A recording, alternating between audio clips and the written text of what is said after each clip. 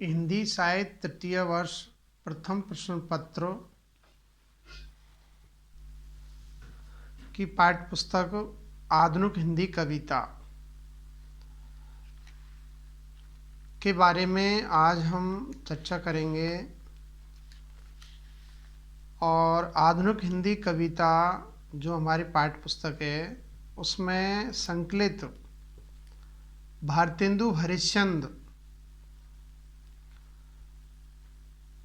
की चर्चित और प्रमुख कविता है प्रबोधिनी। उसकी सप्रसंग व्याख्याएं करेंगे। बीए तृतीय वर्ष की छात्राएं और विद्यार्थी प्रस्तुत वीडियो को ध्यान से देखें और सुनें। प्रस्तुत वीडियो को छात्राएं लाइक करें, कमेंट करें और सब्सक्राइब करें। लाइक, कमेंट और सब्सक्राइब करने में छात्राओं का कोई पैसा नहीं लगता है।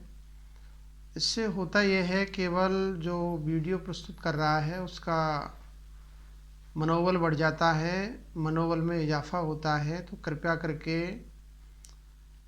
वीडियो को पढ़ते समय तुरंत प्रभाव से इसको लाइक, कमेंट और सब्सक्राइब करें। कमेंट करने से उसमें वीडियो में कोई कमी होती है उसको हम आसानी से देख सकते हैं। तो छात्राएं मुझे प्रस्तुत वीडियो में क्या कमी है तो मैं उसमें सुधार करूंगा, तो कृपया करके इस पे कमेंट करें। तो सर्वप्रथम हम भारतेंदु युग, जिसे पुनर्जागरण काल भी कहते हैं, भारतेंदु युग के शम्भ भारतेंदु हरिश्चंद्र प्रमुख कवि हैं और इनकी प्रतिभा के आधार पर ही संपूर्ण युग में ये आधुनिक हिंदी कविता के अग्रदूत माने जाते हैं, भारतेंदु हरिश्चंद्र। और ये जो भारतेंदु युग का जो समय सीमा है वो 1850 ईस्वी से लेकर के 1900 ईस्वी तक, इस युग में संपूर्ण रूप से भारतेंदु छाए रहे। इसी आधार पर इनके नाम पर ही इस युग का, इस काल का, इस आधुनिक हिंदी कविता का जो प्रथम चरण है, प्रथम काल है, प्रथम युग है, उसको भारतेंदु युग के नाम से जाना जाता है।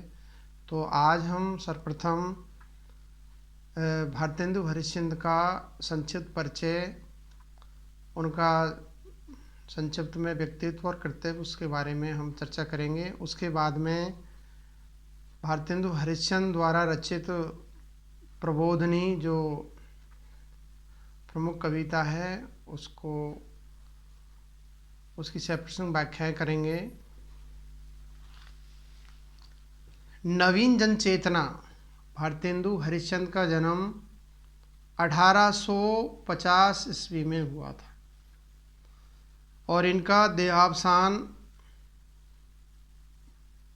1885 ईस्वी में। मात्र 35-36 वर्ष की उम्र में इन्होंने दर्जनों पुस्तकों का सृजन किया है। तो बहुमुखी प्रतिभा के धनी थे ये। तो थोड़ा सा परिचय देखते हैं इनका। नवीन जन चेतना तथा हिंदी में आधुनिक चेतना के अग्रदूत भारतेंदु हरिश्चंद्र का जन्म 1850 ईस्वी में तथा देहावसान 1885 ईस्वी में हुआ था। बहुमुखी प्रतिभा के धनी भारतेंदु हरिश्चंद्र स्वयं एक आंदोलन थे तथा साहित्यिक रचनाओं के माध्यम से उन्होंने राजनीतिक और सामाजिक चेतना का प्रवर्तन किया। उन्होंने कविता, नाटक, उपन्यास, कहानी, निबंध, आलोचना, यात्रा वर्णन आदि अनेक विधाओं में महत्वपूर्ण लेखन किया तथा खड़ी बोली गद्य की परंपरा का सूत्रपात कर उसे प्रौढ़ता प्रदान की। उन्होंने हिंदी के विकास के लिए लेखन कर्म के साथ साथ संपादन कार्य भी किया। इसलिए उन्हें हिंदी साहित्य के आधुनिक काल का जनक माना जाता है। निबंधकार के रूप में भारतेंदु हरिश्चंद्र ने जो योगदान दिया है उसके महत्व को सभी आलोचकों ने, विद्वानों ने सहर्ष स्वीकार किया है। बाबू गुलाब राय, डॉक्टर विजय शंकर मल्ल, जयनाथ नलिन, डॉक्टर रामविलास शर्मा, डॉक्टर जगन्नाथ शर्मा आदि विद्वान तो भारतेंदु को श्रेष्ठ निबंधकार के साथ हिंदी निबंध का जनक मानते हैं। डॉक्टर जगन्नाथ शर्मा ने ठीक ही लिखा है, वस्तुतः निबंध रचना के व्यवस्थित आरंभकर्ता भी वही भारतेंदु हरिश्चंद्र माने जा सकते हैं। इतना ही नहीं, स्वस्थ और शिष्ट हास्य व्यंग शैली भी उन्होंने ठीक से चलाई। भारतेंदु ने विविध प्रकार के निबंध लिखे जिनकी संख्या काफ़ी बड़ी है। उन्होंने पुरातत्व संबंधी, कन्नौज के राजा का दानपत्र, इंडियन म्यूजियम, मणिकर्णिका, काशी आदि ऐतिहासिक अग्रवालों की उत्पत्ति, बूंदी का राजवंश, अकबर और औरंगजेब आदि, धार्मिक, वैष्णव सर्वस्व, वैष्णवता, हिंदी कुरान शरीफ, यीशु ख्रिस्ट और ईस कृष्ण आदि, यात्रा संबंधी, सरयू पार की यात्रा, लखनऊ की यात्रा, हरिद्वार की यात्रा आदि, जीवन चरितात्मक, कालिदास, शंकराचार्य, वल्लभाचार्य, सुकरात, Napoleon, Lord Mayo, Lord Lawrence, Bibi Fatima, Imam Hussain आदि, हास्य व्यंग प्रधान, स्त्री सेवा पद्धति, कंकण स्रोत्र, मुशायरा, लेवी प्राण लेवी, एक अद्भुत अपूर्व स्वप्न आदि, साहित्यिक, नाटक, सूरदास, जयदेव आदि निबंधों की रचना की। इतना अधिक लिखा है। इनके अतिरिक्त सुधाकर पांडे ने हिंदी साहित्य का वृद्ध इतिहास में लिखा है कि भारतेंदु का दिल्ली दरबार वर्णन निबंध रिपोर्टाज शैली में है तो एक कहानी कुछ आप बीती कुछ जग बीती, आत्मचरितात्मक निबंध है जो रेखा चित्र शैली में लिखा गया है। भारतेंदु के निबंधों में भाषा के 3 रूप मिलते हैं, संस्कृत गर्भित भाषा, उर्दू फारसी प्रधान भाषा, चलती हुई बोलचाल की भाषा। व्यंग उनके निबंधों की भाषा का सर्वाधिक उल्लेखनीय गुण है। आधुनिकता के अग्रदूत भारतेंदु की प्रतिभा और क्षमता का सर्वाधिक चमत्कार निबंध रचना में ही दिखाई पड़ता है।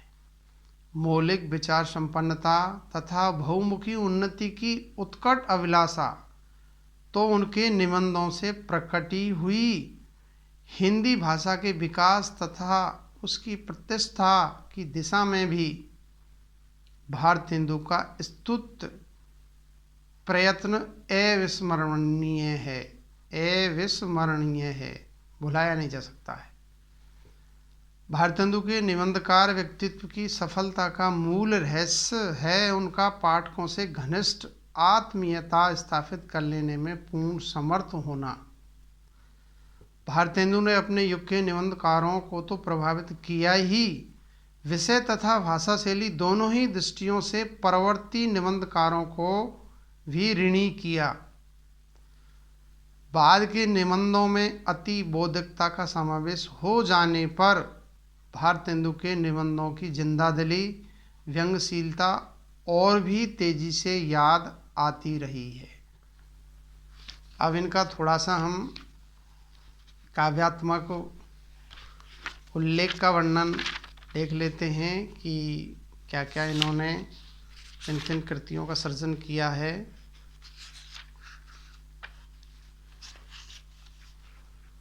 काव्य साधना देखिए इनकी, भारतेंदु की। भारतेंदु 10 वर्ष के थे तभी से वे कविता रचना करने लग गए थे। 10 वर्ष की अवधि में देखिए कविता का इनको चस्का लग गया था, चाव लग गया था। उनकी काव्य साधना में इतिहास एवं महात्म्य से संबंधित मुक्तक एवं प्रबंधात्मक काव्य सम्मिलित रूप में गिने जा सकते हैं। इनका संकलन नागरी प्रचारणी सभा काशी द्वारा प्रकाशित भारतेंदु ग्रंथावली के दूसरे खंड में किया गया है। इनका नामोल्लेख इस प्रकार है। वैसे संपूर्ण जो भारतेंदु कला शीर्षक से 6 खंडों में ये प्रकाशित हुई है और ऐसा माना जाता है कि इन्होंने गद्य पद्य तथा संस्कृत में लिखी रचनाओं की कुल संख्या 248 तक है। तो इनकी क्या है प्रमुख काव्य कृतियों के बारे में जानकारी लेते हैं। तो नंबर 1 भक्त सर्वस्व, नंबर 2 प्रेम मालिका, नंबर 3 कार्तिक स्नान, नंबर 4 वैशाख महात्म्य, नंबर 5 प्रेम सरोवर, नंबर 6 प्रेमाश्रु वर्णन, 7 जैन कुतूहल, 8 प्रेम माधुरी, 9 प्रेम तरंग, 10 उत्तरार्ध भक्तमाल, 11 प्रेम प्रलाप, 12 गीत गोविंद आनंद, 13 सत्य श्रृंगार, 14 होली, 15वां मधु मुकुल, 16 राग संग्रह, 17 वर्षा विनोद, 18 विनय प्रेम पचासा, 19 फूलों का गुच्छा, 20 प्रेम फुलवारी, 21 कृष्ण चरित, 22 श्री अलवरत वर्णन, 23 श्री राजकुमार सुखागत पत्र, 24 सुमनांजलि, 25 प्रिंस ऑफ वेल्स से पीड़ित होने पर कविता, 26 श्री जीवन जी महाराज, 27 चतुरंग, 28 देवी छदम लीला, 29 प्रातः स्मरण मंगल पाठ, 30 दैन्य प्रलाप, 31 डहाना, 32 तन्मय लीला, 33 दान लीला, 34 रानी छदम लीला, 35 संस्कृत लावनी, 36 बसंत होली, 37 स्फुट समस्या, 38 मुँह दिखावनी, 39 उर्दू का स्यापा, 40 प्रबोधनी, 41 प्रातः समीरन, 42 बकरी बिलाप, 43 स्वरूप चिंतन, 44 श्री राजकुमार शुभागमन वर्णन, 45 भारत भिक्षा, 46 श्री पंचमी, 47 श्री सर्वोत्तम स्रोत, 48 निवेदन पंचक, 49 मानोस पायन, 50 प्रातः स्मरण स्तोत्र, 51 अपवर्ग दाष्टक, 52 मनो मुकुल माला, 53 वेणुगीत, 54 श्रीनाथ स्तुति, 55 मूक प्रसन्न, 56 अपवर्ग पंचक, 57 पुरुषोत्तम पंचक, 58 भारत वीरत्व, 59 श्री माता वल्लभ स्तोत्र,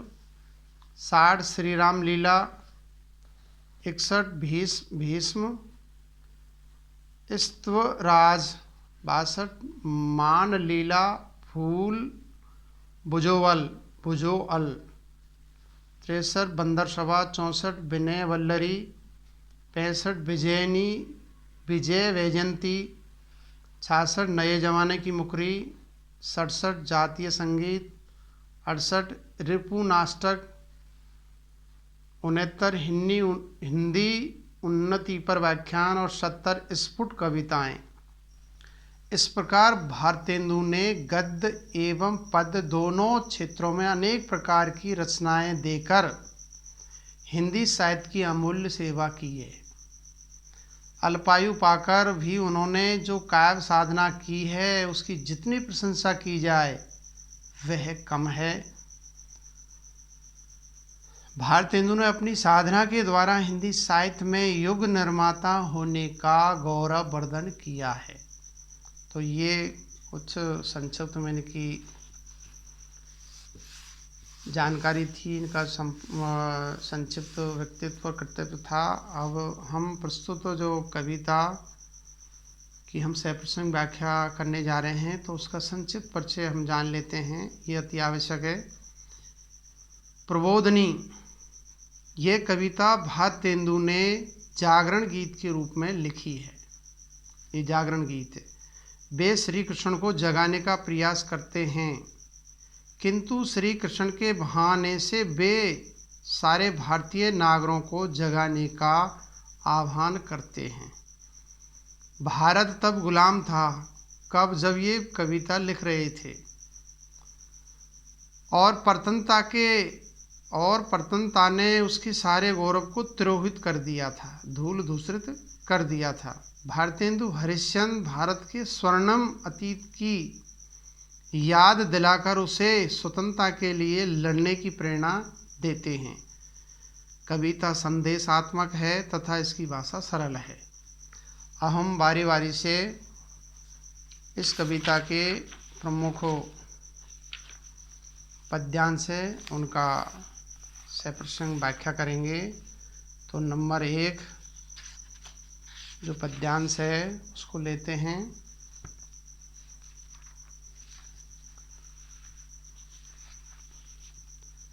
जागे मंगल रूप सकल ब्रज जन रखवारे, जागो नंदानंद करण जसदा के बारे, जागे बल देवानुज रोहिणी मात दुलारे, जागो श्री राधा के प्रणानन ते प्यारे, जागो कीरत लोचन सुखद भानुमान वर्धित करन, जागो गोपी गोप प्रिय भक्त सुखद ए शरण शरण।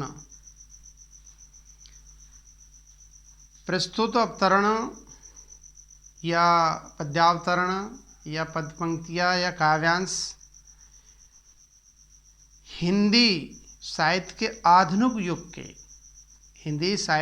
आधुनिक युग के प्रवर्तक भारतेंदु बाबू हरिश्चंद्र द्वारा रचित प्रबोधनी शीर्षक कविता से उद्धृत है, अवतरित है। ये काव्यांश पदावतरण लिया गया है। इसमें रात्रि के, अब ये तो इसका क्या है प्रसंग हो गया कि प्रस्तुत पद्यांश हमारी पाठ्य पुस्तक आधुनिक हिंदी कविता में संकलित भारतेंदु हरिश्चंद्र द्वारा रचित प्रबोधनी शीर्षक कविता से लिया गया है, उद्धृत है। अब इसका प्रसंग देखते हैं। इसमें रात्रि के अवसान पर श्री कृष्ण को जगाने का स्वर व्यक्त हुआ है। तो BA तृतीय वर्ष की छात्राएं विशेष रूप से सप्रसंग व्याख्या करते समय 4 बातों पर विशेष ध्यान दें, विशेष फोकस करें। नंबर 1 संदर्भ, नंबर 2 प्रसंग, नंबर 3 सरल अर्थ या भावार्थ या भाष्य या टीका, नंबर 4 काव्य सौंदर्य टिप्पणी या विशेष। ये 4 बातों का विशेष ध्यान रखना चाहिए।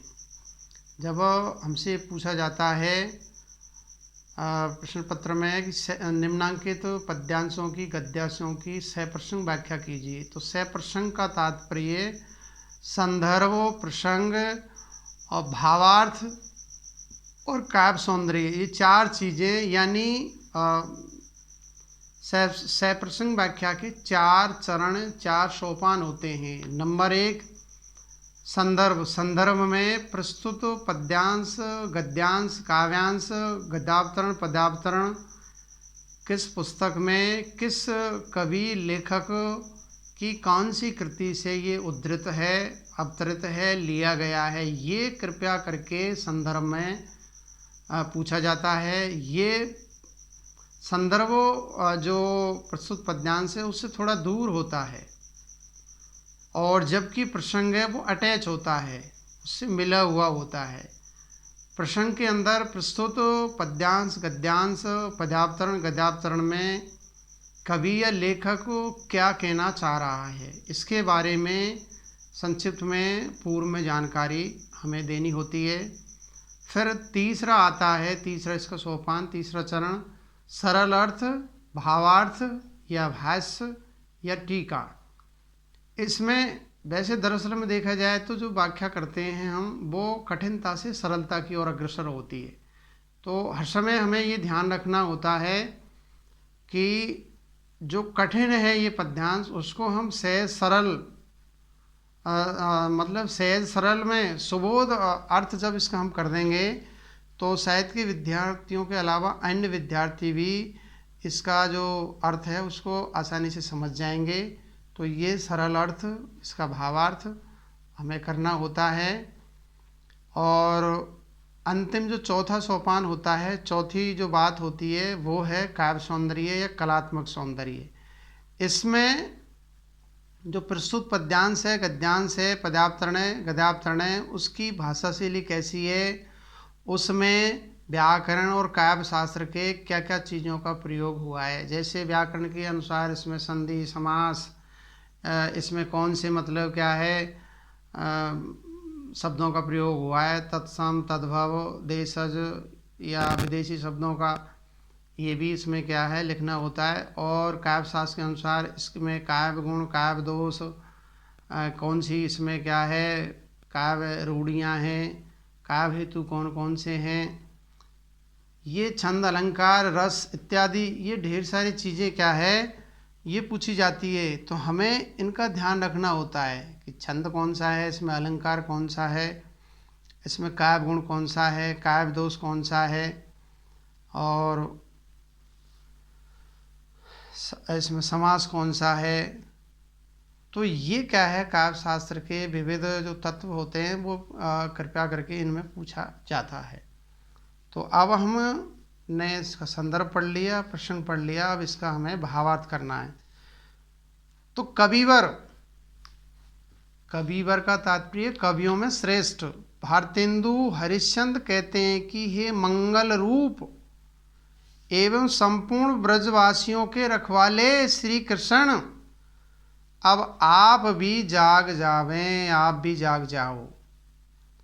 हे नंद को आनंद देने वाले और माता यशोदा के प्यारे, अब आप जाग जाओ, सचेत हो जाओ, अपनी नींद को छोड़ दो, बिस्तरों को छोड़ दो।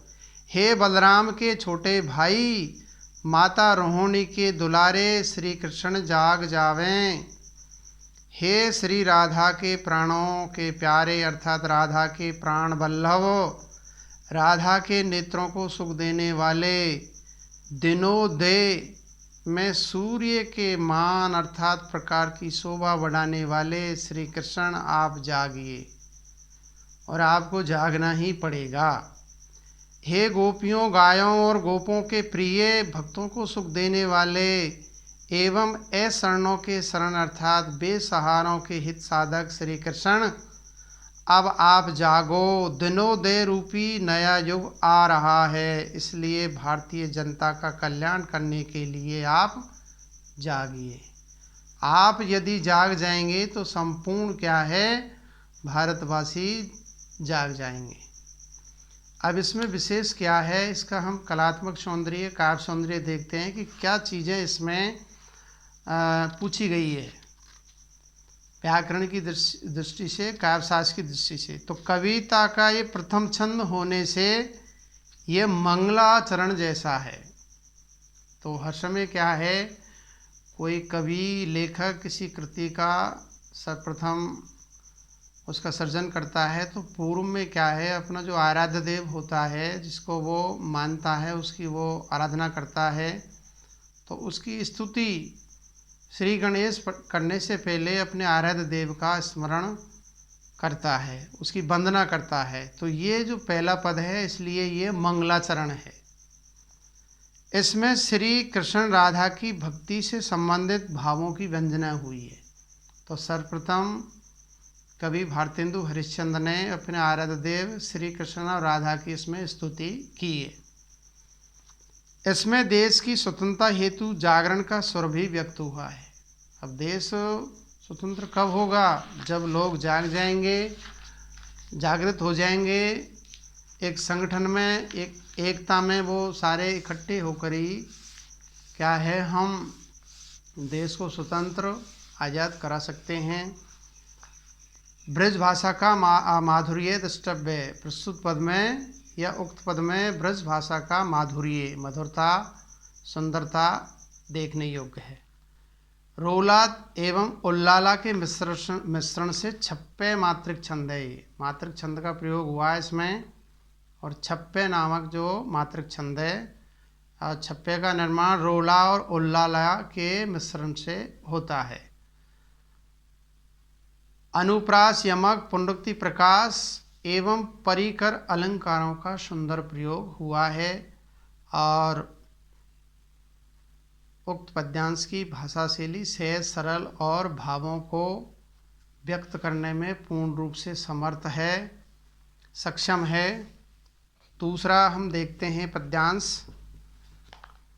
होन चहेत अब प्रात चक्रवाकिनी सुख पायो, उड़े बिहग तज बास चिरैयन रोर मचायो, नव मुकुलित उत्पल पराग ले शीत सुहायो, मंथर मति अति पावन करत पंडूर बन धायो, कलिका उपवन विकसन लगी भमर चले संचार कर, पूर्व पश्चिम दो दिशि अरुणो तरुणो अरुणो कृत तेज धरी। तो अब हम देखिए सर्वप्रथम क्या देखेंगे इसमें, इसका संदर्भ। तो प्रस्तुत अवतरण, प्रस्तुत पद्यावतरण, पद्यांश या काव्यांश हमारी पाठ्य पुस्तक आधुनिक हिंदी कविता जो पाठ्यक्रम है, जो पुस्तक है, उसमें संकलित भारतेंदु हरिश्चंद्र द्वारा रचित प्रबोधिनी नामक या प्रबोधिनी शीर्षक कविता से ये प्रस्तुत पद उद्धृत है, अवतरित है। तो ये तो इसका हो गया संदर्भ। अब इसका प्रसंग देखते हैं। प्रस्तुत पद्यांश में भारतेंदु हरिश्चंद्र ने प्रातःकालीन परिवेश का भावपूर्ण चित्रण किया है तथा श्री कृष्ण को जाग जाने के लिए कहा है कि हे आराध्य देव, देवों को देव, आप जाग जाइए। कवि कहता है कि अब प्रातःकाल होने वाला है, प्रातःकाल का समय या सूर्य उदय होने वाला है, और रात भर एक दूसरे से बिछड़े हुए चकवा और चकवी, चक्रवाक युगल को मिलन सुख प्राप्त हो रहा है। क्योंकि चकवा चकवी क्या होते हैं, ये रात में तो बिछड़ जाते हैं और सूर्योदय होता है तो ये मिल जाते हैं। प्रभात होते ही, सुबह होते ही, सूर्योदय होते ही पक्षी अपने घोंसलों को छोड़कर उड़ने लगे हैं, और पक्षियों अथवा पक्षी शावकों ने शोर मचाना या चहचहाना प्रारंभ कर दिया है। नए खिले हुए कमलों की पराग को लेकर शीतल पवन बहने लगा है, ठंडी ठंडी हवा प्रारंभ हो गई है। वह मंद गति से चारों ओर बह रहा है तथा अपने साथ उड़ाए गए पराग से वन उपवन को पीताव करता हुआ दौड़ रहा है। चारों तरफ क्या है, खुशबू छा गई है। उपवनों में कलियां खिलने लग गई है तथा भौरे भी वहाँ पर चारों ओर मंडराने लग गए हैं। जब कलियां खिलती है तो भौरे क्या है, रसलोभी होते हैं, वो कलियों पे ही मंडराने लग जाते हैं।